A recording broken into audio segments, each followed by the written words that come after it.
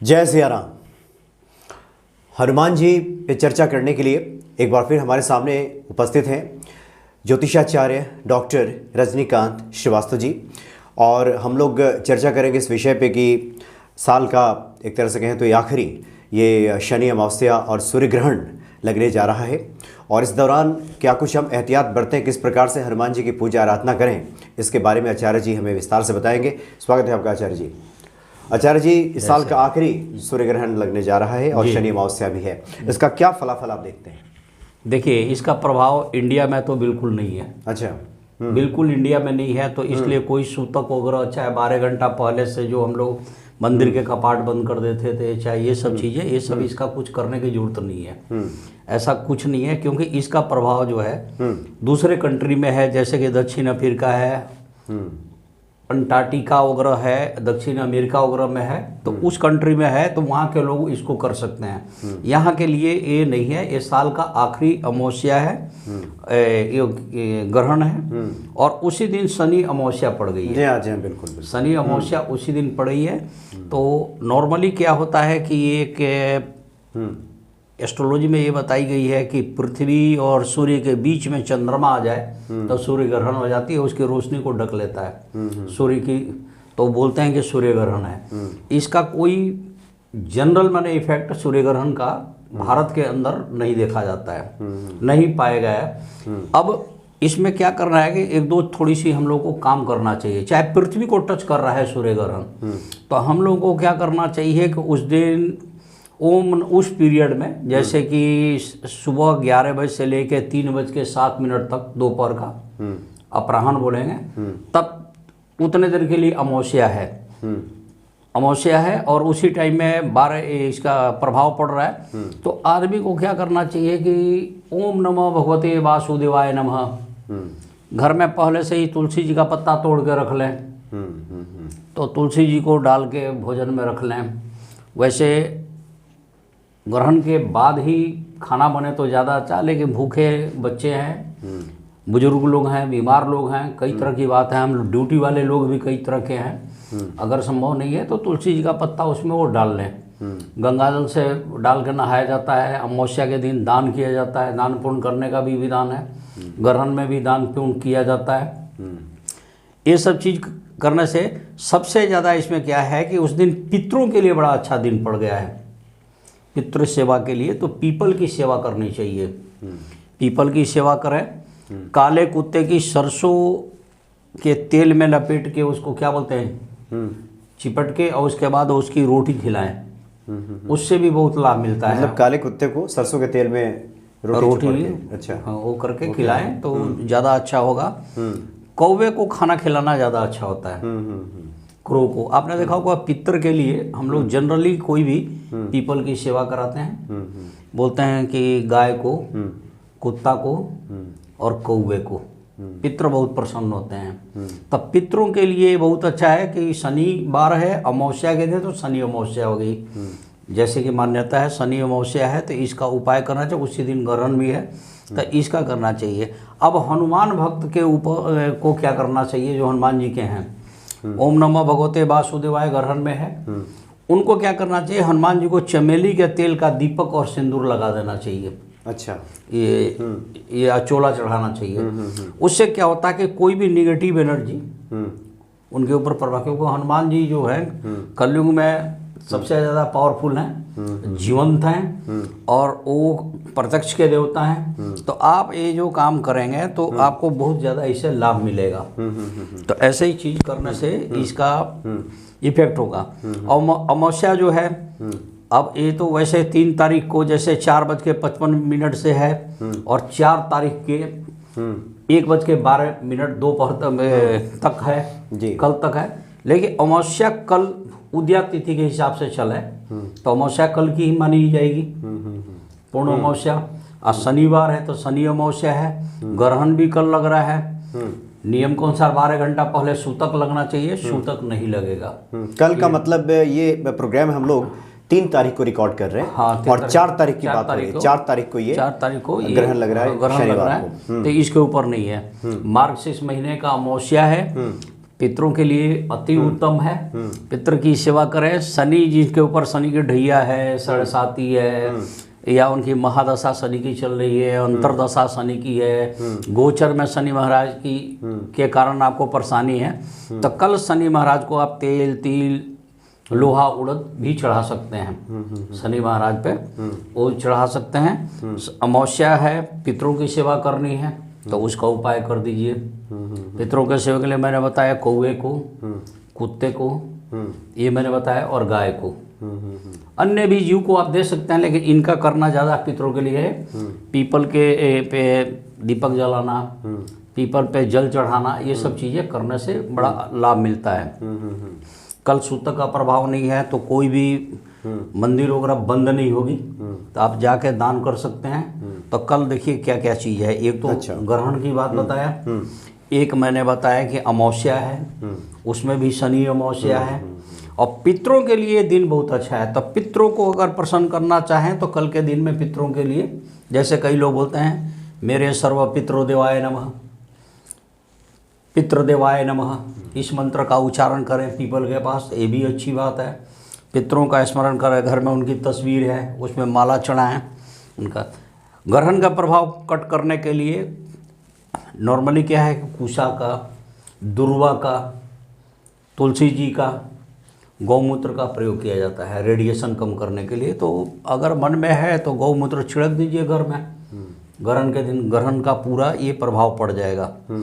इसमें अब थोड़ी सी बात देखिए, चूंकि पृथ्वी को टच कर रहा है तो आप पूरी कैलकुलेशन लेंगे तो देखेंगे कि वृश्चिक राशि, वृषभ राशि, मेष राशि और धनु राशि के लिए थोड़ा सा ये ग्रहण अच्छा नहीं माना गया है। उनके कामों में थोड़ी सी दिक्कत आ सकती है, हल्की फुल्की समस्या है, मैंने मेजर प्रॉब्लम नहीं है। चूँकि कल का जो ग्रहण है वो वृश्चिक राशि में ही है, और वृश्चिक राशि में है, वहाँ पे सूर्य चंद्र बुध पहले से अवेलेबल हैं। उस वृश्चिक राशि में सूर्य चंद्र बुध तीनों हैं। तो सूर्य चंद्र तो होता ही अमावस्या के दिन, तो बुध सूर्य का एक साथ होना भी बहुत अच्छा माना गया है, चंद्र भी हैं। तो इसमें क्या होगा कि आपके ना कई जगह पे लाभ भी है, जैसे मिथुन राशि हो गया, कन्या राशि है, मकर है, कुंभ राशि है, इनको तो इससे लाभ मिलेगा, इस ग्रहण से लाभ मिलेगा। और वृश्चिक, वृषभ, मेष, धनु को लाभ नहीं मिलेगा। और बाकी जो ग्रह हैं, राशियां हैं, उनके को ऊपर ना प्लस है ना माइनस है, ना बैड इफेक्ट है, ना कोई बहुत बड़ा समभाव में रहेगा, समभाव में है। तो इस तरह की चीजें हैं। जी जी। और कोई सवाल हो? आचार्य जी, आपने काफी महत्वपूर्ण जानकारी दी कि एक तो है कि ग्रहण यहाँ भारत में उसका प्रभाव नहीं है, वो पश्चिम के देशों में है, खास करके दक्षिण अफ्रीकी देशों में है। तो सूतक का कोई ऐसी दिक्कत वाली बात नहीं है, कोई झंझट नहीं है, कोई प्रभाव नहीं है। दूसरा शनि अमावस्या है, उसका बहुत ही आपने सटीक उपाय बताया हनुमान जी के साधकों के लिए कि चमेली के तेल में सिंदूर मिला करके हनुमान जी को जरूर आप चोला चढ़ाएं शनि अमावस्या के दिन, जो कि 4 तारीख को पड़ा है। आपने ये भी बता दिया कि किस प्रकार से उस नेगेटिव रेडिएशन को दूर किया जाए। गोमित्र का छिड़काव है, गंगा जल का छिड़काव है, या फिर किन किन चीज़ों का हम दान कर सकते हैं। अच्छा आचार्य जी, जो कि ग्रहण के प्रभाव भले ही ना हो, लेकिन एक तरह से भक्तों के लिए तो ये अच्छा मौका होता है। इस दिवस को भी लोग साधना में व्यतीत करना चाहते हैं इसको। तो हनुमान जी के साधकों के लिए कुछ और उपाय आपके ध्यान में आ रहा हो? एक तो हो गया कि चमेली का तेल वाला उपाय कर दीजिए आप, दूसरा कुछ और आपके ध्यान में आ रहा हो? देखिए, ग्रहण में ज़्यादा लोग ओम नमः भगवते वासुदेवाय नमः का जाप करते हैं। हनुमान भक्त लोग हनुमान जी के सामने साधना करते हैं, और जैसे चालीसा पढ़ रहे हैं तो 100 बार पाठ कर रहे हैं, हनुमान चालीसा 100 बार पढ़ते जाए। हनुमान जी के कई मंत्र हैं, उसका वो ओम श्री हनुमंते नमः कुछ भी है, आप उनका जाप करें तो बड़ा लाभ मिलता है ग्रहण के टाइम में। ग्रहण के दिन एक चीज ये क्या है कि ग्रहण भी है और उसी दिन शनि अमावस्या है, तो कोई बहुत बड़ी मुश्किल हो ना तो तुला दान कराई जाती है। तुला? हाँ, मतलब तराजू? हाँ, तुला दान में क्या होता है कि सपोज कि हमारे ऊपर कई तरह की समस्या है, तो ज्योतिषाचार्य लोग, पंडित जी लोग बोल देते हैं कि इनका तुला दान 7 प्रकार का अनाज ले लेते हैं वजन के बराबर, मतलब अपने वजन के बराबर। हाँ, 7 प्रकार का अनाज ले लिया। अच्छा, अनाज वगैरह ले लिए, उसमें सबसे ज़्यादा गेहूं वगैरह रख लिए जो पंडित जी के इस्तेमाल में काम आ जाए।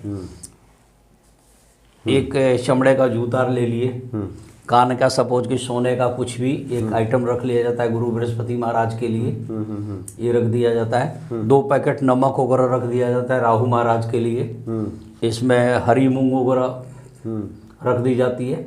कई चीज़ें हैं, चना हो गया, चने की दाल हो गई, दाल भी कई प्रकार की हैं, सबका अलग अलग पैकेट बना लें। जो पंडित उसमें आपका ये बोलते हैं जो कबूतरों को हम लोग डालते हैं, हाँ, ये कुछ उड़द का होता है क्या? हाँ, बाजरा हाँ। बाजरा भी रखें। बाजरा की मात्रा चाहें तो कम कर लें, लेकिन रखना सब चीज़ है। सबका पैकेट बना के अपने वजन के बराबर कर लीजिए।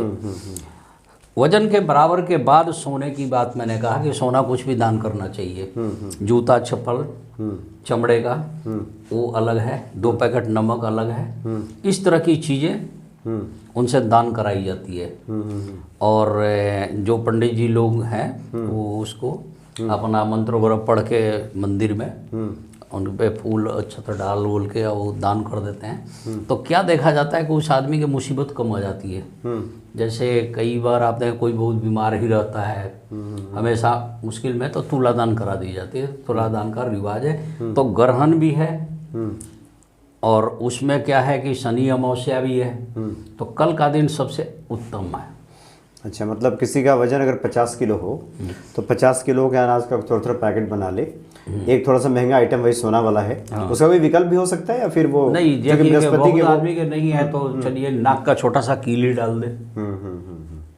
अच्छा, नाक का कील डाल दे। अगर नहीं भी डाला तो चने की जो दाल है और हल्दी का पैकेट है वो डाल दे, बृहस्पति महाराज का है। अच्छा, पीला कुछ डाल दिया तो उससे काफ़ी आपको शुभ फल की प्राप्ति होती है। आचार्य जी, एक आखिरी सवाल ले लेते हैं, जो कि आप बड़ा ही सटीक उपाय बताते हैं और हनुमान जी से जुड़ा हुआ। बहुत सारे लोगों के जीवन में बहुत सारे तरह की समस्याएं होती हैं, तो आप समस्याओं को हम गिनाने बैठे तब तो लंबी फहरिस्त आ जाएगी। एक ओवरऑल बताएं कुल मिला करके कि उन समस्याओं के निराकरण के लिए भी क्या हनुमान जी के आराधना का सही समय होता है? देखिए, आप हनुमान चालीसा पढ़ें तो शुरू से लास्ट तक आप पढ़ते जाइए तो आपको एक एक चीज़ का जवाब मिलेगा। जैसे कुमति निवारण सुमति के संगी, किसी का साथ सुमति के संगी, हाँ। किसी खराब संगत में पड़ गया है तो वो भी है। बल बुद्धि विद्या चाहिए, शनि महाराज चाहिए, ऐसे ये हनुमान जी चाहिए। हाँ। तो हनुमान जी के अंदर 40 दोहे में 40 आपके जितनी समस्या कॉमन है वो सारे आ जाते हैं। जी हाँ, जी हाँ। तो वो सारी समस्या उसमें आ जाती है। तो हनुमान जी से बड़ा इस टाइम में कलयुग में धरती पे कोई नहीं है और एकदम बिल्कुल प्रत्यक्ष में है, जीवंत हैं। अब किसको लाभ मिलता है किसको नहीं लगता, मैं नेक्स्ट एपिसोड में आपको बताऊंगा, क्योंकि उसमें लंबा टाइम लगेगा। जी हाँ, जी वो हाँ। मैं बता दूंगा। तो आचार्य जी से जो अगली मुलाकात हमारी होगी उसमें हम आपके कुछ सवालों को लेंगे और ख़ास करके उन जनरल जो क्वेश्चंस हैं, सवाल हैं जो कि और लोगों के भी काम आ सके, उनको उठाएंगे। और आचार्य जी ने जैसा कि जिक्र किया कि कई बार होता है कि आपका ही सवाल होता है कि हनुमान जी की हम आराधना तो कर रहे हैं, इतने दिन हो गए, अभी तक फल में विलंब क्यों हो रहा है, इस विलंब का कारण क्या है, वो भी आचार्य जी बताएंगे। तो अगले कार्यक्रम में हम आचार्य जी से इस पर बात करेंगे जब अगली मुलाकात हमारी होगी। फिलहाल तो आपने काफ़ी अच्छी जानकारी दी आचार्य जी, बहुत बहुत धन्यवाद आपका। धन्यवाद जी। और हम समझते हैं कि ये जो शनि अमावस्या और ग्रहण का जो समय है उसको आप सदुपयोग करेंगे। बहुत बहुत धन्यवाद। जय